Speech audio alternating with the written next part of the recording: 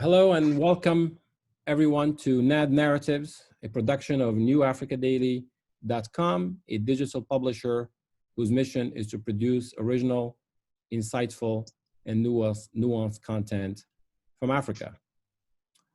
Today, we are going to talk about Burundi, a small nation in the Great Lakes region of Africa that has had a tumultuous history, is one of the poorest populations in the world, with a very weak economy, and until recently, a larger-than-life president.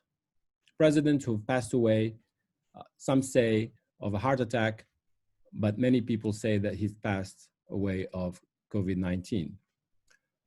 Today, Burundi braces itself for a new future. We don't know what this new future is going to bring. What we do know is that we have a new president, President Evariste Ndayishimiye, who has been a member of the ruling party for the last 20 years and has been chosen to succeed President Pierre Nkurunzika. Today, to discuss these developments in Burundi, we have two distinguished guests, a civil society activist, Aline Ndanzanko, is the founder and president of Burundi Common Memories, Common Future, an association she co-founded with Betty Klarsfeld, a leading figure in the remembrance of the Shoah. The goal of this initiative is to perpetuate and honor the memory of victims of the massacres in Burundi and to help the country end the cycle of identity-based violence and hatred, which have engulfed the nation since its independence.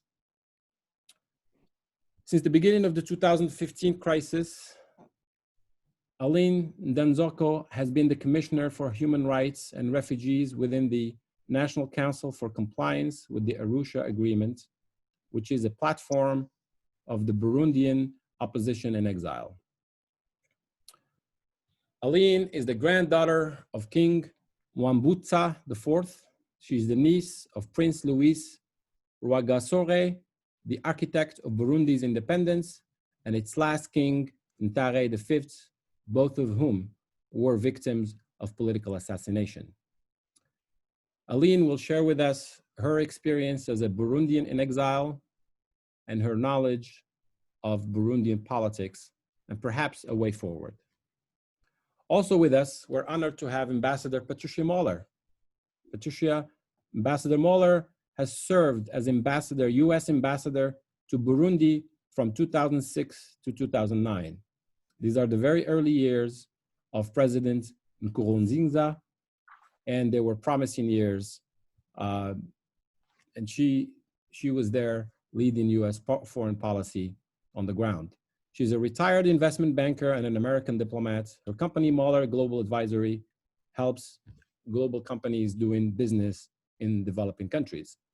Moller has worked and is an investment banker with Smith Barney before joining the State Department. She's also served as U.S. ambassador to Guinea-Conakry from 2010 to 2012, and was deputy chief of mission at the U.S. Embassy in Tbilisi and also in Rabat, Morocco.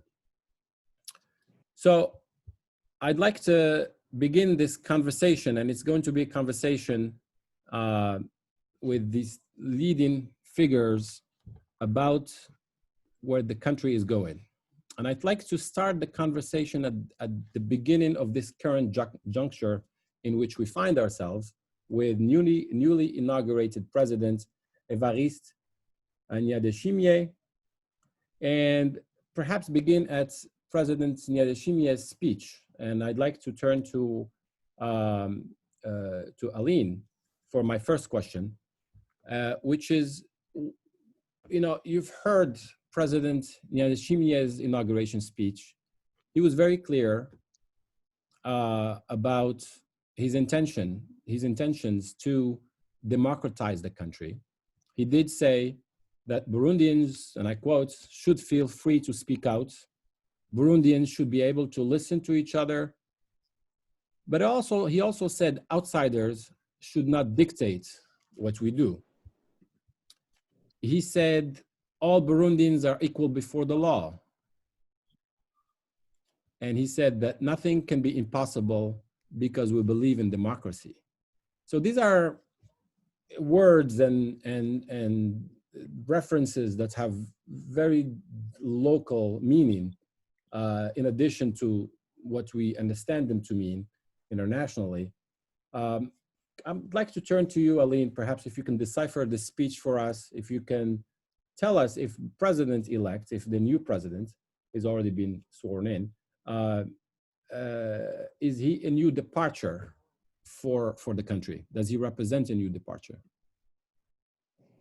Hello, Talat. Thank you very much. First, I want to say hello to all of you, and I'm very pleased to talk with Ambassador Moller, who was in Burundi and who knew, I think, Burundi when it was absolutely glorified because we were just coming after the Arusha Agreement, and it was an example of a success of a peace agreement. Unfortunately, where we are now is completely different, but I'm very pleased to talk with you. Quite right. So your question is, how do I feel with this, with the president? I think it's a new beginning.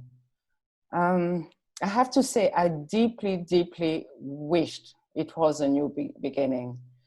Just before the election, when they talked about him, people were saying he's different, he's much more open-minded, he wants to talk, he wants things to change.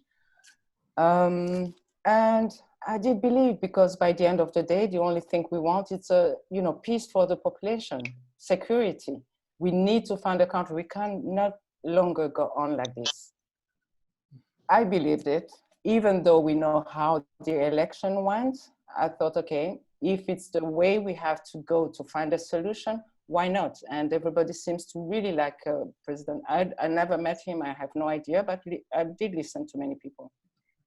Right. Then came the speech, the inauguration speech. I understand it's a political speech. I can understand he has to try to talk to everybody. He did try. He talked to the population, of course. He talked to Burundian in exile. He did talk to international community. And he did a great assessment of Nkurunziza regime. And then he came a part where I was kind of worried, because I heard things and the contrary. I heard things like people in exile, we should come back home. We're free to come back home. He opens door, but he's democratic. He's going to listen to everybody. And then he said, but you're not allowed to speak out. If you don't get if you not give the word, you're not allowed to speak. You're not allowed to protest. You're not allowed, you have to follow the culture. In the culture of Burundi, you only speak when you're given permission. For me, it's quite worrying, because the permission in the family is something. The permission in democracy, it's the law. If the law permits me to protest, I should be allowed to protest. So that was, I thought, okay, this is something I don't get. Then came him, he talks about international community. He's really happy to work again, even though he did a positive assessment. Suddenly we have to work again with the international community. That means we were not working together. There was a reason, but he's not talking about those reasons. He said, we want to talk, we are independent, and we will talk with you as equals. And then he comes and he said some words I don't even want to repeat, because I can't say those words, but not really nice against the international community. Then comes, and also one of the things he said about Nkurunziza, he emphasizes that now, after Nkurunziza, Burundi is finally independent. As the niece of Rwagasore, I do remember the independence of Burundi was in 1962. We all agree on that. And I don't see what he's talking about. Independence on Nkurunziza's power. I would like to understand more about what is independent from what, from who.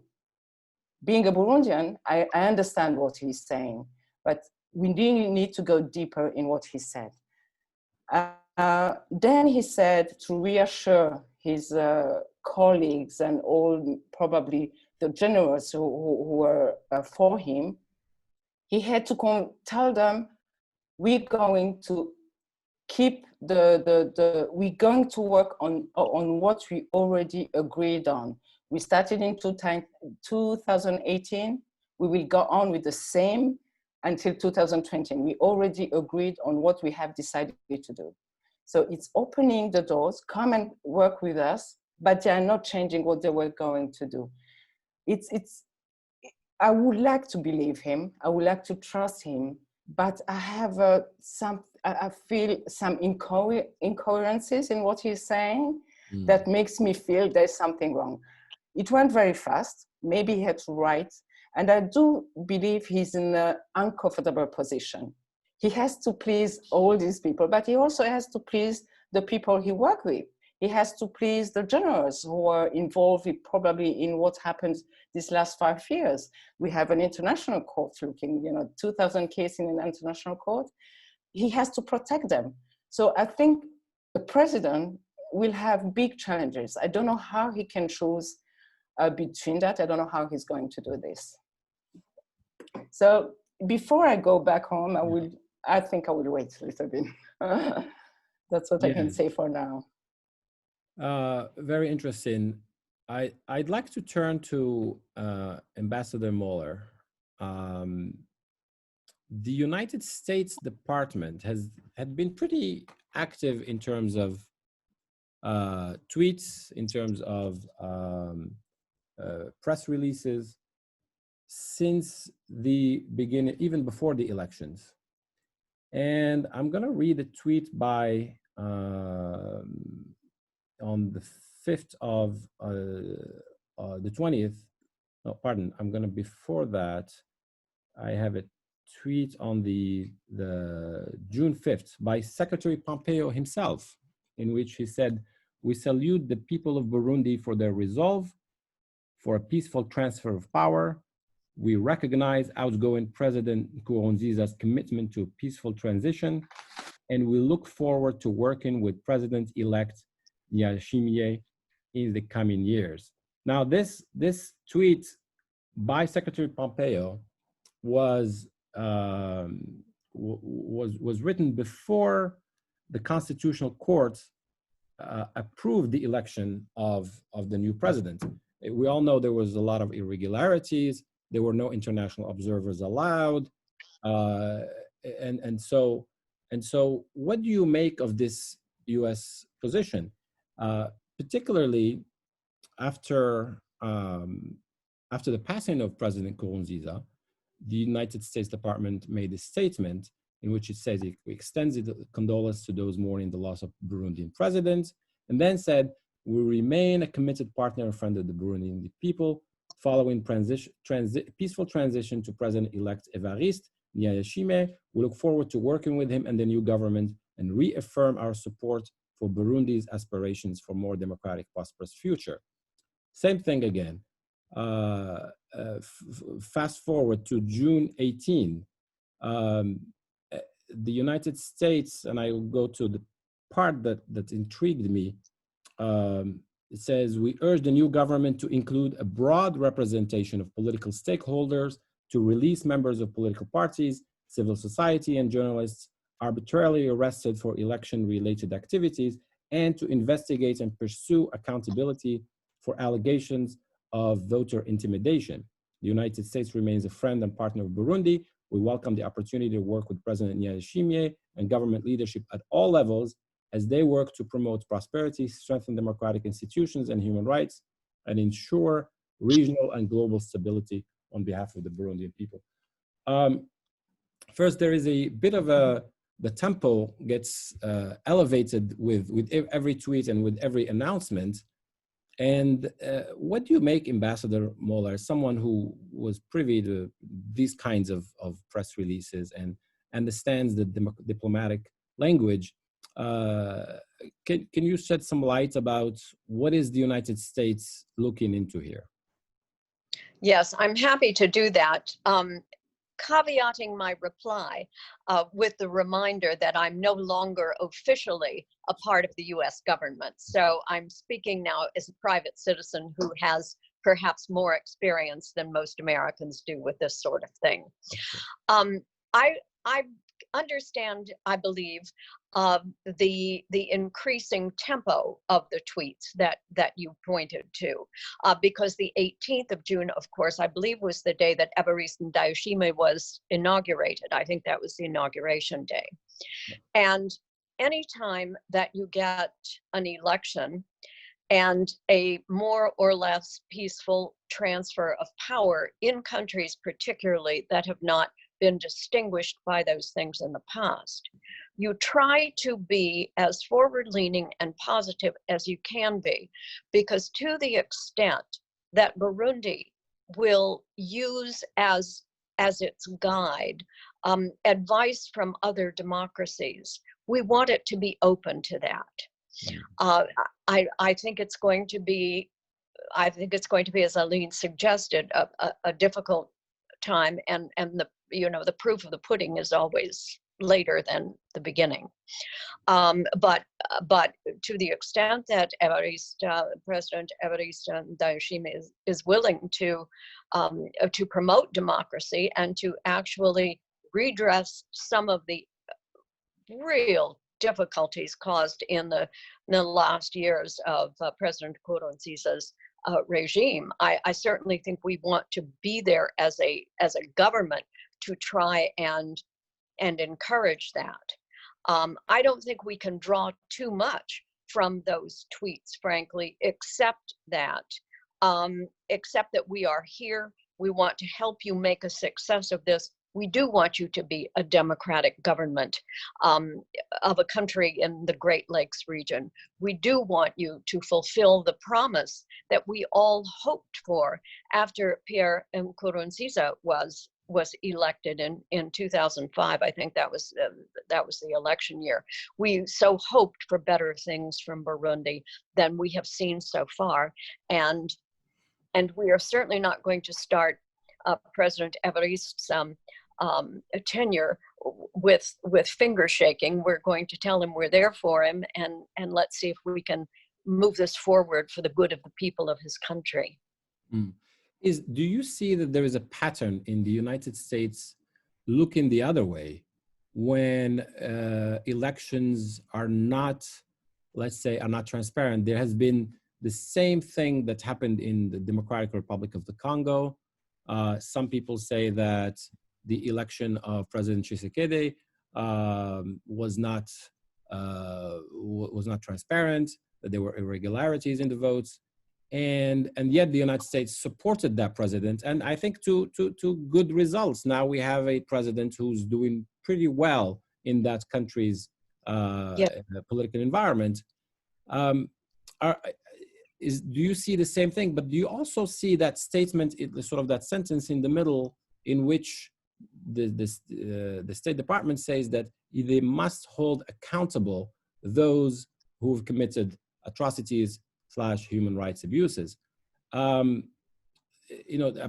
clearly the U.S. is not letting go of those. There's going to be accountability, and once there is accountability, there's going to be resistance to change. So what is the U.S., or I say the international communities even, strongest card here that they can play? Well, I think, as you point out, our policy, certainly most recently, I think with elections in the Democratic Republic of Congo, has been a bit more pragmatic. than it has been, because the people of Congo appear to be benefiting from the results of this election, and they appear to be supporting it for the most part. I think perhaps we may be, if recent experience is evidence, we may be, as a diplomatic entity, becoming a little more pragmatic, to say to people in countries, it's your country after all, and we want to support ideas of democracy and accountability and human rights. But if it's agreeable to you to have things done in a way that perhaps we as an American government wouldn't do them, we still want to evaluate them on results, and we want to support your people. At the end of the day, it's the people of the country who bear the burdens of bad government. Yes, interesting. I would like to go back to Aline. You had mentioned that the president said that we're finally independent, and you seem to find that problematic in the sense that, you know, the country has been independent for a few years. Is he talking about sort of, you know, finally the country is isolated in many sense, in the all international institutions, all human rights bodies, even most recently the World Health Organization was kicked out of the country. Is he talking about that, or is he talking about something more insidious, perhaps about local influence? I would believe he's talking about something different. It's not the international community who was in power in Burundi before them. In my understanding, as Burundian, I think he's talking about the Tutsi power just before. And that's very dangerous, what he's doing. And I know it's not that it's a reality. Tutsis and Hutu, they do live together, well, they can try. But when it comes to power, to use that separation, to keep the power, to get the majority around you, it's very easy to use that. And I think what I'm hearing is Tutsis before they did that, and now we are independent. There are a few other things that tells me it's about that, because it used to be, you know, in Kirundi, when you talk about people from Burundi, you say Abarundi, which is the plural of Abarundi. He changed, now the word have changed, is Bene Burundi, is the owner of the country. So they used to be Abarundi, the people who live here, now they are the owners of the country.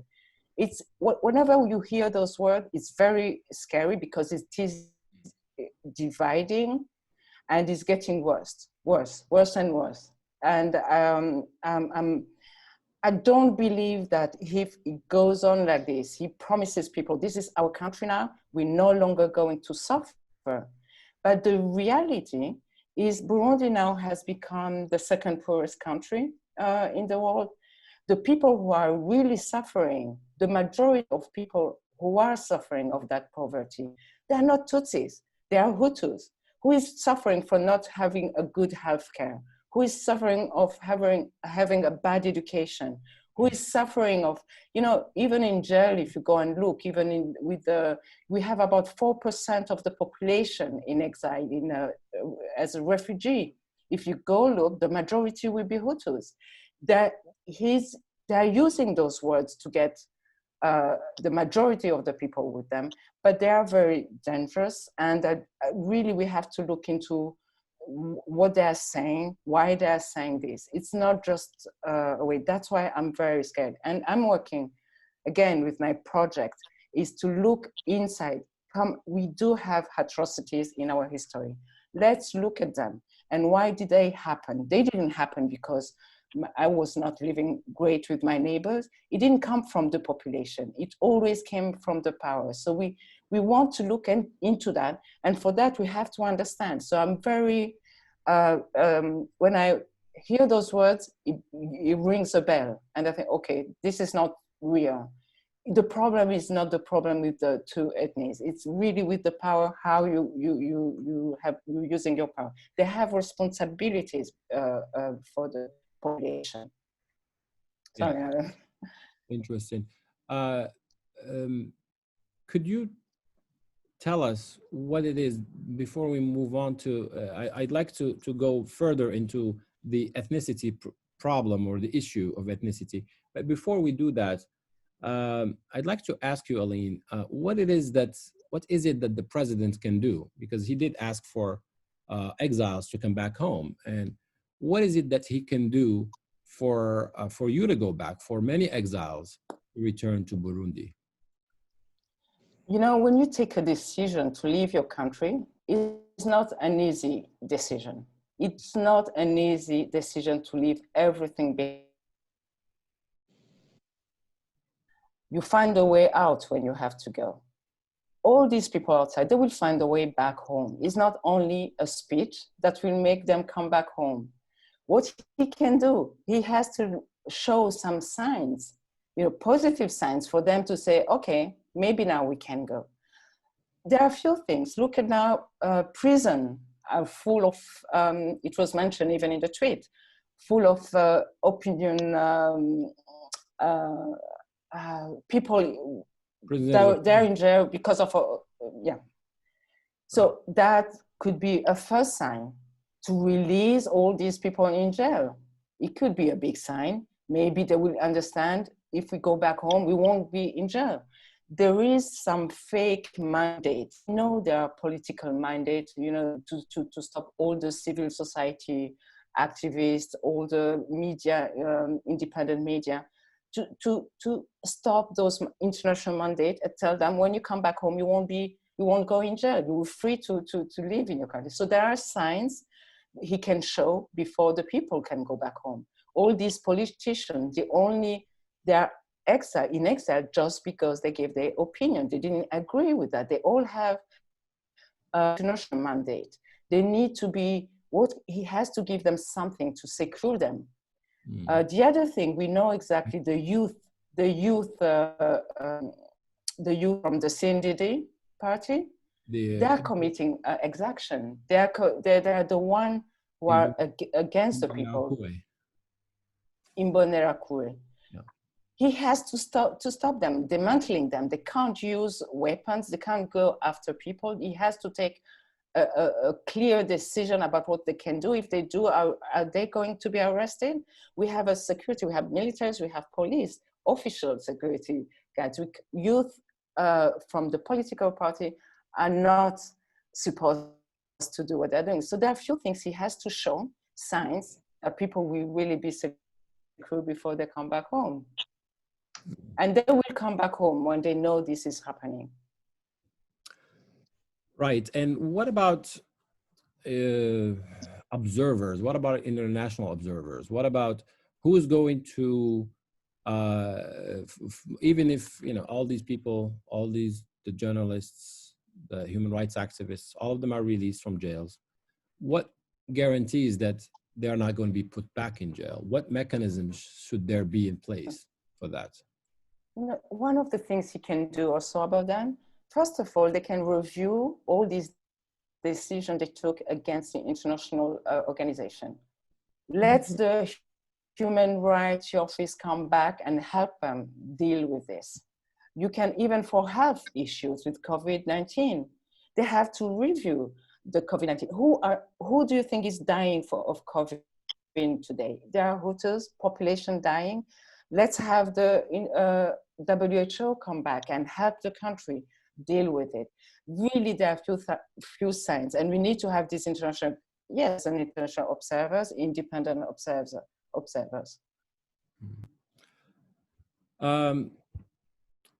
Can we go back to, so you have memory of a time when Hutus and Tutsis are in the family. You have memory. Your family has a memory of a time when Hutus and Tutsis lived together without the mention of ethnicity, without ethnicity being politically mobilized to create the massacres and to cause the massacres that had happened. Can you take us a little bit into time of the monarchy? how was ethnicity, the Hutus and the Tutsis and the Twa even, how were they seen back before the political mobilization of ethnicity? And how was ethnicity mobilized? Who was responsible primarily? I was very young, by the way, when the monarchy stopped. I was 6 years old by the end of the monarchy, but I do remember the monarchy. For me, it was not the monarch anyway. It was my grandfather. I used to go to see him. I never understood. I didn't even know what was the king. So he was my grandfather. But what I can say is the way I was raised at home. Never ever anyone told me about the difference between Hutus and Tutsis. It came late on with the politicians. You know, I learned about that at school, and then suddenly they were asking me who I was. I had no idea, and I was 12 years old. I had no idea. I never heard those words before, and I know a lot of friends was the same. Nobody knew. Most of them. Some of them knew, but many of us, we had no idea what was Hutus and Tutsis. And I remember even one day I was already 16, and I went to tell my best friend, and because people were whispering and saying that one is Hutu, and I thought, okay, everybody's whispering, maybe I should whisper. So I went and tell my best friend, and I came to learn maybe 3 years later that she was Hutus, and I was whispering. I never thought about anything. We were just friends. But every time I think it is a political, politicians use that ethnicity when they want to stay in power. They use it, they divide. You know, they did learn about the colonizer, divide and conquer. They learned that. So that's what they use. For us, in our association, this is what we want to educate people and also tell the politician, now we know what you're doing, and no longer act as a politician. A politician have to deliver. You promise things, you deliver, but you don't come and say, you know, we didn't deliver because we are different. No, we are Burundians, we're all Burundians. You have to deliver. You have a responsibility. If it's going wrong, it's your responsibility. It's not an ethnic group. Mm. So I don't remember. And what I understand from the kingdom, there were different families, we call clans, and they had functions in the society, and everything seems to, I'm sure there was some injustice as usual. It was not perfect, but it was certainly not an ethnic problem. That was not. My uncle married a Hutu, which I never knew until now because it goes everywhere at the news. I didn't know. The party, the UPRONA, when it started, was mixed. I remember the prime minister at one point was a Hutu. He was killed. So I think it was different, but as we go, it's getting worse. I don't know how far we have to go before we decide that's it. We're talking about democracy. We have to protect the population. We protect the minority. We live together in this. This is our country. We all have to live together, and it is possible. We just need to take a decision, and it has to a politician also volonté politique. You know, they have to decide. That's it. Let's find out how we're going to do this. Yes.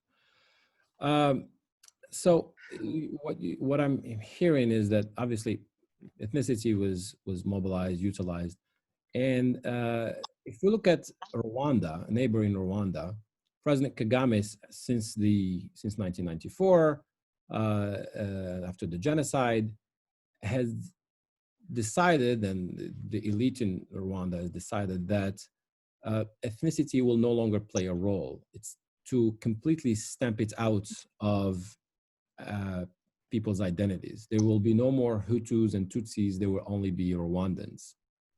How effective is that? How can we imagine that for Burundi? I think even the Burundi and Rwanda looks the same. We always took different way to deal with things. In Burundi, with the Arusha agreement, we had decided a way to share the power. And it was about the power, actually. Today, you have this regime is involved in everything. They really ethnicize everything, even in the private sector. This is not what we have decided. We decided, okay, it does exist. You cannot say it doesn't exist. After what we went through, you know, if your parents were killed because they were Hutus, how are you going to ask me not to say they were Hutus? Right. If they were killed because they were Tutsi, I cannot say that the Tutsi doesn't exist. So it does exist, but we have to live together. We still, both of us we are Burundians. We have to deal with this, but we have decided it's different. We don't know what will work. But we have to understand this has to work. It's no longer possible when we're talking about democracy to think that you can find a solution by killing the other, because we're talking about killing. It's not only to take them out of the power, it's about killing. So it cannot exist anymore. That's the main point. Find a solution for that. Then we're going to then we can talk development. How can we talk about development when I'm in power, you're not from my ethnic, and I won't let you work. I won't let you bring your knowledge to build the country. This cannot work. So let's talk deeply about what is the problem, and then together we can build the country. Interesting. That brings me to a question for Ambassador Muller. You were ambassador in Burundi 1 year after President Nkurunziza was elected, he was not elected. He was apparently chosen by Parliament or selected by Parliament after the Arusha Peace Agreement. What were the institutions at the time? Because that system kind of worked for a bit. It worked for a while. At least his first term, he was seen as a champion of human rights. He was sort of, there were all these international organizations that were in place in the country. The US looked at him favorably as hope for the country and the region. What was he doing right at the time? And maybe what changed? Woof, that's a big question. He did come into power with a good deal of international fanfare and hope. On the heels of the very difficult Arusha Accords that were negotiated for a considerable time. I will say, as kind of a personal aside, I think in Rwanda it is easier because President Kagame has enormous power and control over the economy, and he appears to be ruling with a very even hand for all Rwandans. It's always harder when you're sharing power. And after the end of about the first, I guess 18 months that I was there, the opposition in Burundi began to be very, very violent, and it culminated in an armed attack on Bujumbura. Actually, I worked with my international colleagues to try and ameliorate the opposition situation. It was led at that time by Agathon Rwasa, but they were remarkably intransigent, and it seemed that whenever Nkurunziza tried to move forward with any initiative, he was blocked by the opposition, which is not to say it was the opposition's fault completely. It's just to say that the terms of the Arusha Accord to try and share power was just really tough to implement. And all of us worked very hard at trying to institutionalize some of these wonderful human rights practices and democratizing much of the society, but it became increasingly difficult, and President Nkurunziza became increasingly wary of open-handedness to all, as much of what he saw as what he was trying to do, moved back against him, led by the opposition. It was never a brilliant system, quite frankly, and the government at the time of President Nkurunziza was not really didn't have the experienced depth of statesmen that you need to really try and institutionalize some of these very difficult changes to make. It was heartbreaking to see the country gradually devolve from the hopeful democratic beginnings or nominally democratic beginnings into a fearful, reactive, increasingly force-directed state. Yeah, very interesting. I almost hear that, that President Kagame was able to stabilize the country, bring it forward, because he holds tremendous power, but he has also come to power after winning a war. I mean, he was able to crush his opposition and control the country militarily. Something that Nkurunziza and the CNDD were not able to do. It was a negotiated stalemate, kind of, and that didn't give him the mandate to go forward. It was, and President Nkurunziza had no big chops really coming into that. He had been a gym teacher and a talented athlete, but he didn't really have the kind of experienced background that would have served him well trying to lead his country, I think. Yes. Unlike Kagame, who was a general already in the Ugandan army, he was U.S. trained. He spent a lot of years in combat. Definitely. So I have a question from the audience. I have Zineb Ribua from Georgetown University, and her question is about State Department's measures. She says that Burundi has was suspended in 2016 from the African Growth and Opportunity Act, AGOA.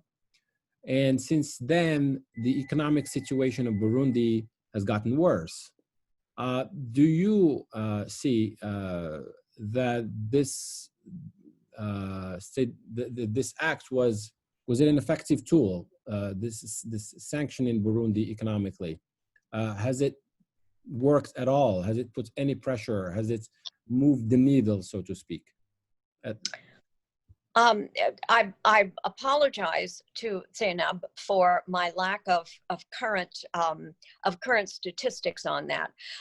Let me simply say that in my experience, the degree of economic boost that AGOA would have provided to Burundi would not have been vastly significant. In my opinion, when I read that the U.S. had suspended Burundi from the AGOA agreement, I thought perhaps it might be more symbolic than actually creating a big economic impact. Just Burundi has been small and its economy has been small, and I would have expected that to be a more powerful economic deterrent for a larger, perhaps more economically viable country. Yes. Aline, do you want to add something to that? Yes, I would like to also add something about that question. Sometimes we get confused between the consequences and the act. Right. When you do, so it's the consequences. It's not because of, it's the consequences. Yeah. What does that, could you further, so you're saying that we should not be looking at the consequences of economic sanctions. We should be looking at the economic sanctions. It's a sanction. So there was something done before the sanction. So this is why we have to look, not look at the sanction, look to change what happened before. Or maybe it's the consequences of the act that they made. I think it came after 2015, after the third term. So it was a consequence. If I may just push back on that a little bit, Aline, and some people say that, there are sanctions that target those responsible directly and maybe even their families, but spare the population. Could you, or that these sanctions don't work? For example, when Nkurunziza was, when he was faced with sanctions, he basically imposed a new tax on the population.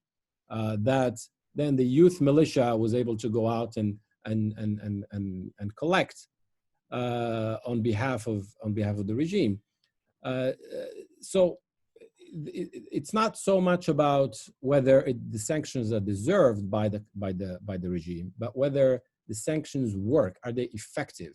Do they get to change the action, and do they get to touch the people that they're meant to touch?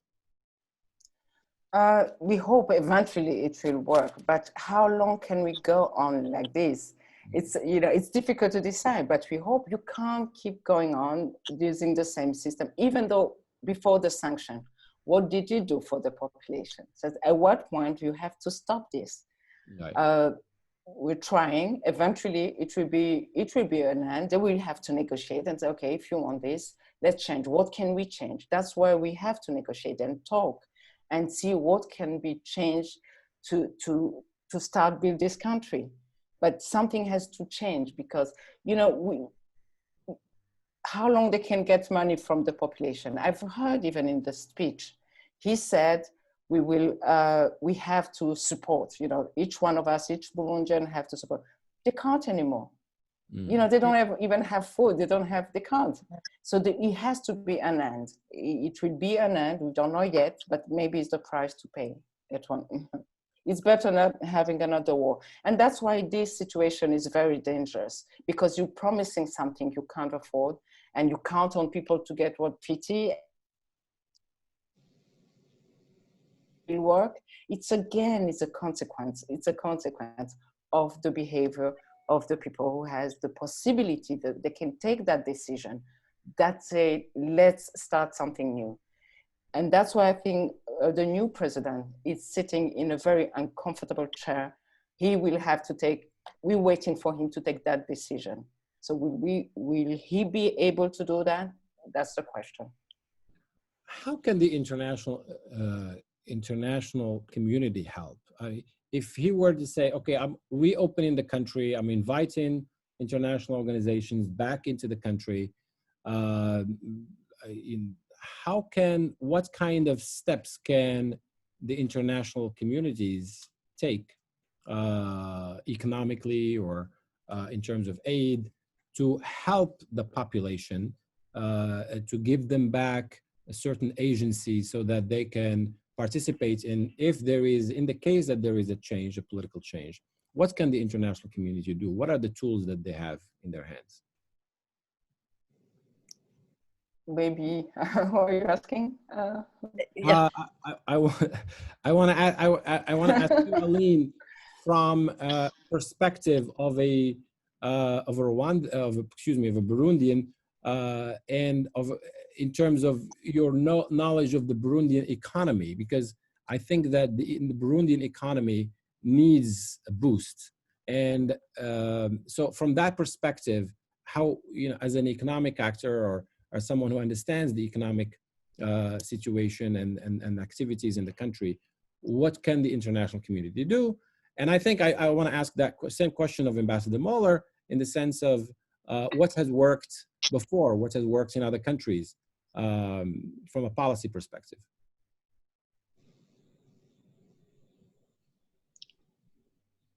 So Aline, will you take the first part of that and then I'll chime in?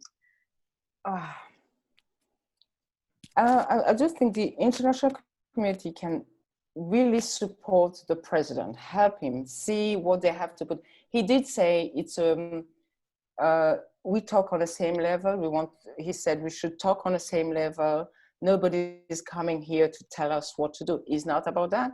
It's about trying to understand the way out. If he can't do it himself, it's okay. The international community can be here. They have experiences. Take advantage of that experience because everybody is willing to find a way out. But for that, he will have to do some sacrifices, probably the international community too. But it's not free, as he said. It's not free when you come to Burundi. It's not free when you get something from the international community. So I think it's really from the president to decide, to take the decision. Yes, I'm going. It's not easy. And he knew when he signed, it was not easy. So, but take that step and start, discuss, and see the way out. There is always a way out. Yes. Ambassador Mueller, please. Well, yes, I quite agree with Aline. The international community is not the enemy. No one in the international community wants to see Burundi fail. That said, the international community bringing its institutions of human rights, of education, of economic development, all of its many benefits back into Burundi, you're coming back into Burundi. And so you're operating within the country that has the difficulties. And as Aline so eloquently points out, it takes political will on the part of the head of the government to say, we embrace what you will do for us. We know you are not the enemy. At the end of the day, Burundi decides what happens in Burundi, but we genuinely want you to help our people. And there does have to be some political goodwill on the part of the national leader for those things to take place. They certainly can happen, but it has to be a genuine feeling on the part of the leader of the country that, yes, my country needs the benefits of these institutions and that which they can bring. And I'm going to welcome them and permit them to operate here. And I want to work with them. We need to do it cooperatively. We can't do it with making the international community our enemies. Yes. One question I think that's important to answer is, what does President Ndayishimiye, what does he have in terms of, what does he have to deal with internally? Who are the powers, what are institutions that are gonna stand in the way of him if he chooses to democratize, would help him, would stand in his way? And what other institutions could possibly, including in the opposition, could possibly help him along the democratization path? Gosh, I hope Aline's going to take that one. She's got much more I have no idea. Maybe some, oh God. From inside, I think the first, inside his own political party, he has his own enemy inside, not outside, it's inside. So I don't know, he has to deal with that, but he has to promise also something. You know, they have, if there are militaries, there are police, they have the guns, why would they go and say, okay, it's okay, we trust you. I don't think it's the way it goes. I don't have the answer, I don't know how it does, but he needs. We lost. Oh no. We lost Aline. I'm sure she will sign back. She'll sign back in. Yeah. But perhaps you could take part of that question. Yes, I'm happy to. It's a really tough question when you are elected and perhaps you're not elected by an overwhelming majority of your countrymen, and perhaps some of the election undertakings were viewed as perhaps less than 100% democratic. There have been difficult practices that have been established under Pierre Nkurunzika. There have been many people who have benefited and have made a lot of money and retained a lot of power from that. And juggling that is going to be a great challenge for Evariste Ndayishimiye. If he's determined to do it, he certainly can do it. It absolutely will not be easy. If he intends genuinely to be a strong democratic president that brings his country's people and its economy back And if he genuinely intends to be the president of all of Burundi, not just of Hutu Burundi, or just of Tutsi Burundi, but all of Burundi, he's got a real challenge. But he will get help from the international community if his intentions are in favor of his people, I think. Yeah, yes. Yeah, I think I would have loved to hear the Aline's Yes. answer on that, but I will. There is a type of there's a certain ideology that now reigns in the country, an ideology that it is not very clear to outsiders, and I think that it's at least a year ago it was reminiscent. It reminded us of the same ideology of some actors in Habyarimana's regime in Rwanda before 1994. What do you think that? What I mean, do you have any sense of how much of that ideology reigns, and is it it's sort of like we don't hear it from the top leadership, but it's certainly the second tier leadership. It's sometimes heard in the radio, in the press, things like calling, words like cockroaches, Yeah. very strong words that really remind us of the years going up to the 1994 genocide in Rwanda. How much do you think that's happening in Burundi today? Do you know, I profess a bit of ignorance about that. I know that at least during the first years of Nkurunziza's regime, it was very carefully controlled, as it is now in Rwanda. Yes. But what I would say is this is a wonderful topic for the African Union to address. The African Union can be such a power for positive change in Africa. And if they would look at some of these tribal difficulties in some African states, I think it would be a very positive thing. For sure, in Rwanda next door, the president does not want this conversation to take place. And I think that African Union could be a power for good if indeed it is becoming more of a problem. It was chilling when it began to happen in Burundi and Rwanda, and it simply must be stopped. It will eventually unseat any government in Burundi, no matter what it is, if it is permitted to go on. Thank you. Sorry about that. We lost you. You're back. Great. I'm back. Sorry about that. There was one thing I wanted to say actually before it was cut off. One of the other things is, Burundians, we have Burundians all over the world, highly educated. If he had the willing and be sure they were secure in their country, we do have the resources to build the country, but there has to be a trust. The country is not about, it's not their country, they can't have it, it's our country. So we do have resources and really highly educated young people out there that can build that country.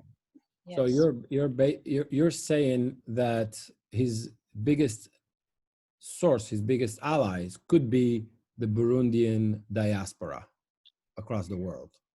Yes, it is, because anytime there were, a crisis in Burundi, the first people to go are intellectuals. They are in different administrations all over the world. They are in private sector. They are appreciated in international organization.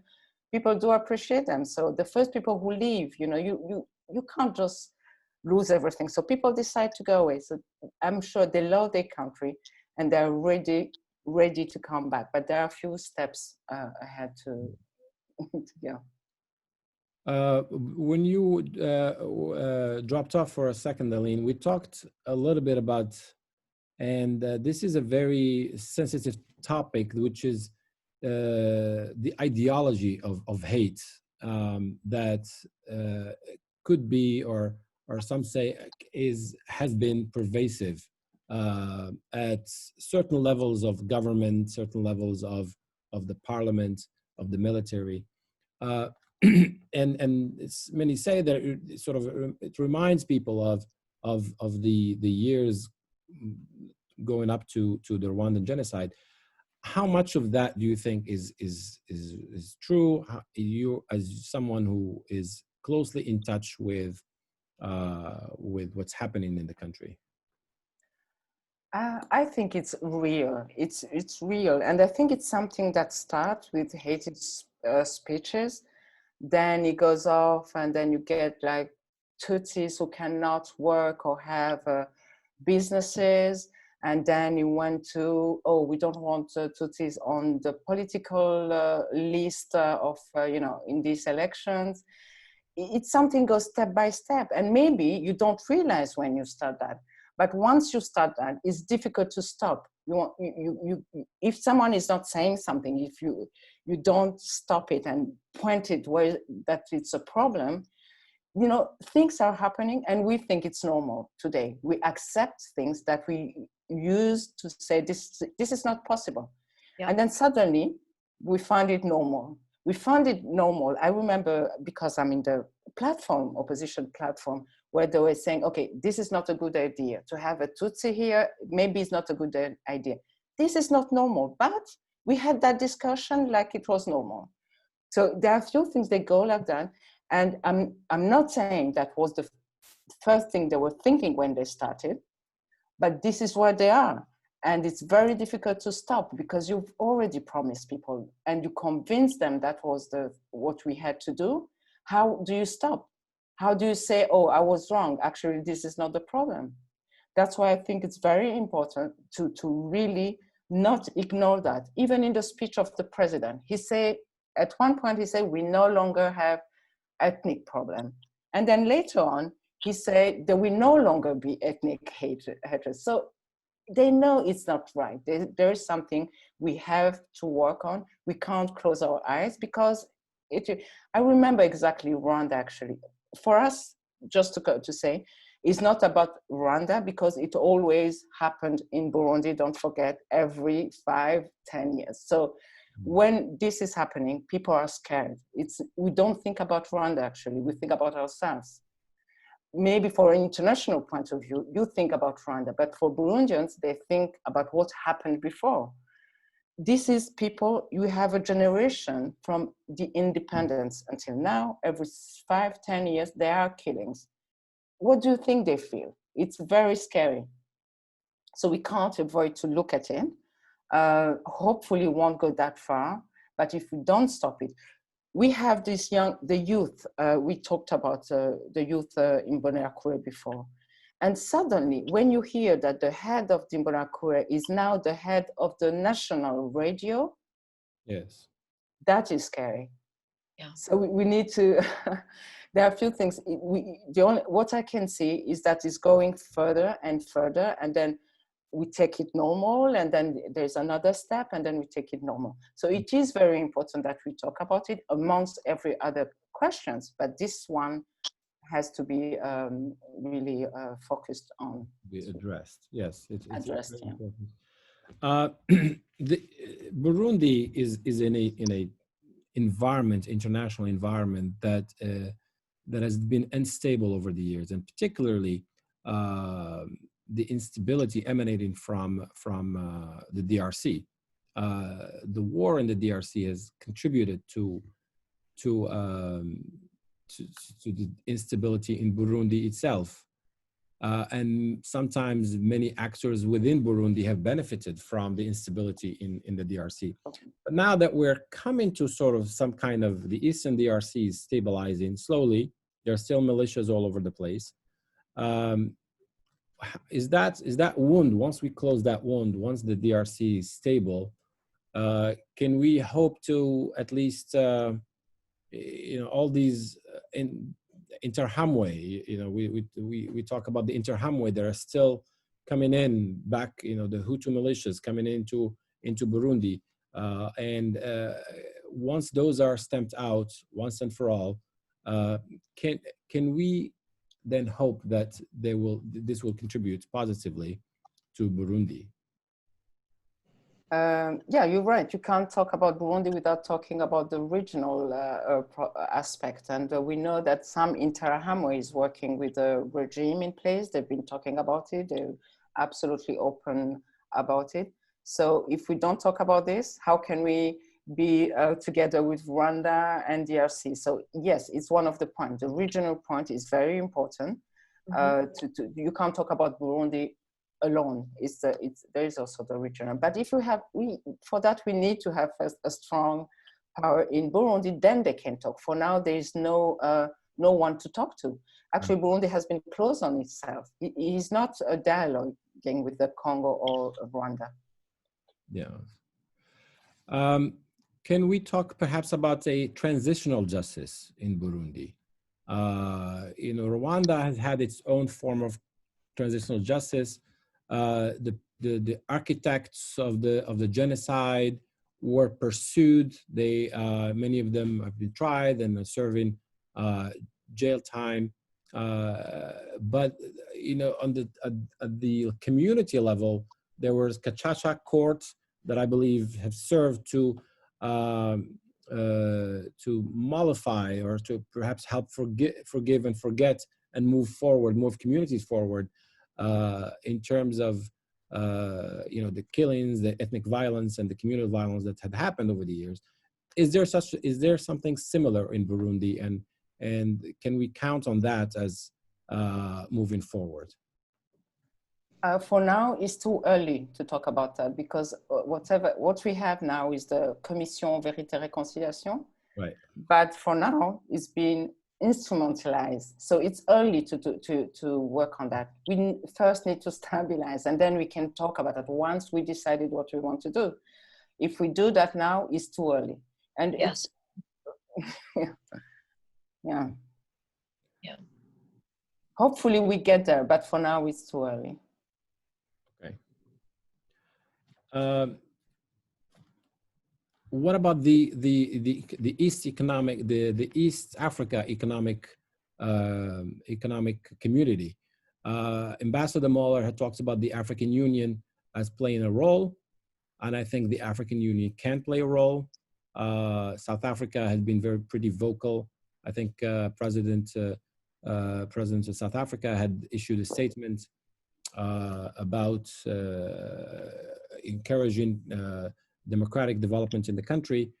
But what can the community, the East African community, do in terms of, or are the countries themselves have their own problems? I mean, we have Uganda, for example, which is also has a president for life.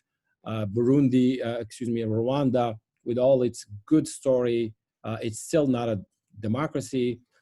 We can't say the same thing about Tanzania with President Magufuli, who's also has been more and more authoritarian. So in this environment, why should we ask Burundi to democratize? You know, we are Burundians, and we are asking. We are asking that democracy. It's about us. We are asking, and maybe we're asking you to help us. It's us. Yeah. Those countries you just talked about, they don't have 4% of the population outside, I think, outside the border. They don't kill everyone every single day. You know, you can't say what you think in Burundi. It's impossible. You say what is happening. They're not scared every single day when they go to work. Maybe it's not perfect, but here we're talking about a stage where people are just paralyzed. Yeah. You know, it's you can't get a job if you're not close to the power. It's impossible. We don't have a life. We're talking about the population who doesn't have a life and who is at risk to even lose their life.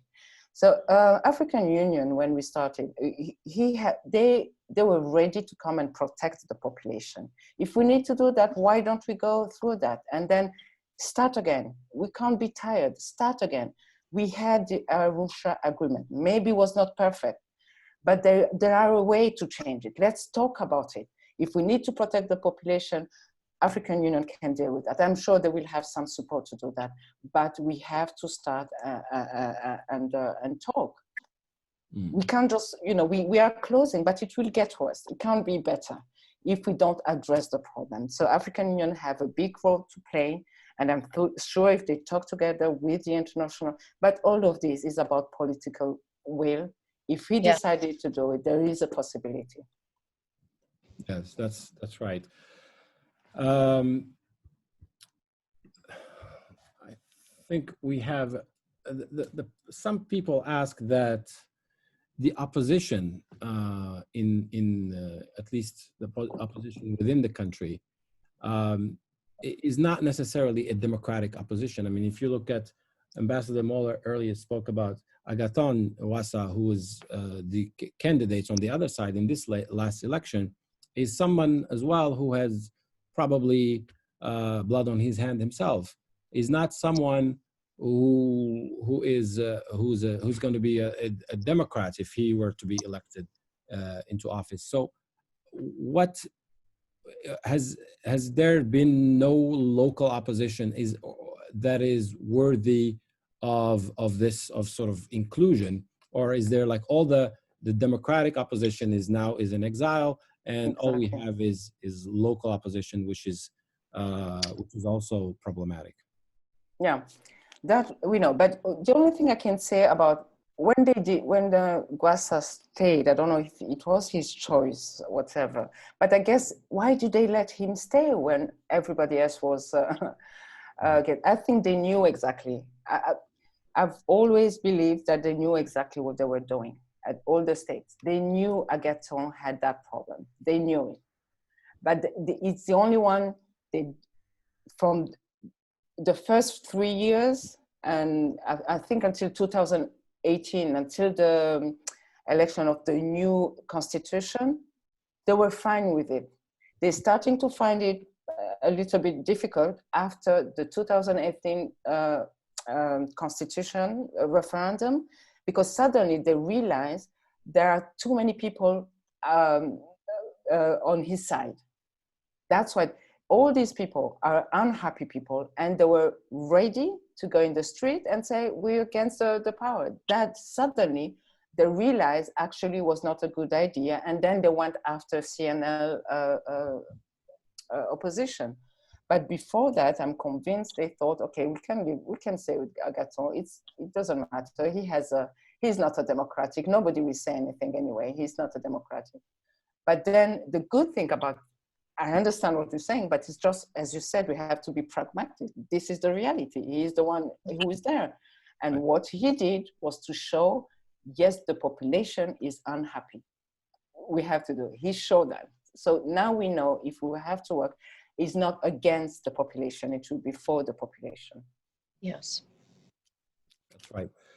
I think we're coming to an end of our session or our conversation, but I'd like to give you last words. I'd like to, if you have a message, Aline, and you represent a number of organizations that are doing work, including the memory of Burundi, but also the Council on Human Rights. What is, if you have the final word to give us before we end this conversation, what would it be? We talked about a lot of things, but one of the things today, which is urgent, is to deal with COVID-19.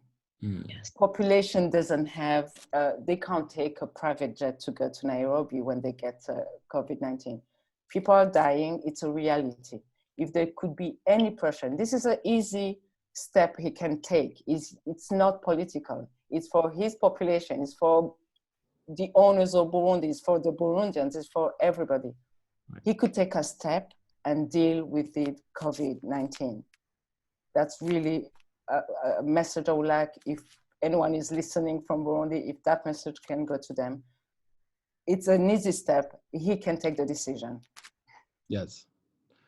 Ambassador Moller, not as a U.S. official, but as a private citizen, what are your words to President Evariste Ndayishimiye and your words to our attendees?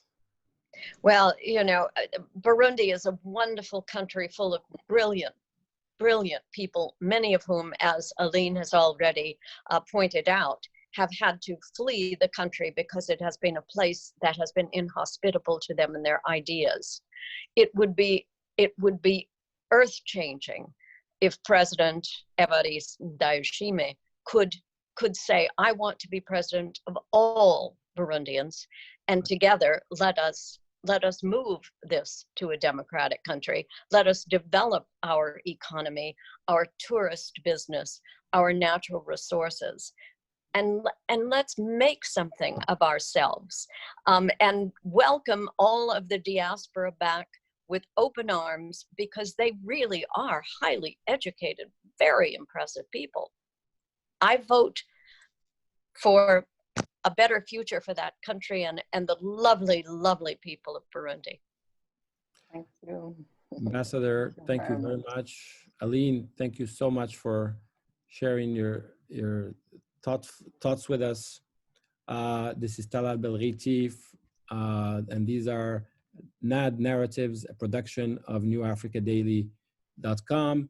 A recording of this program will be on YouTube as well as Facebook Live. Thank you for joining us, and until next time. Thank you.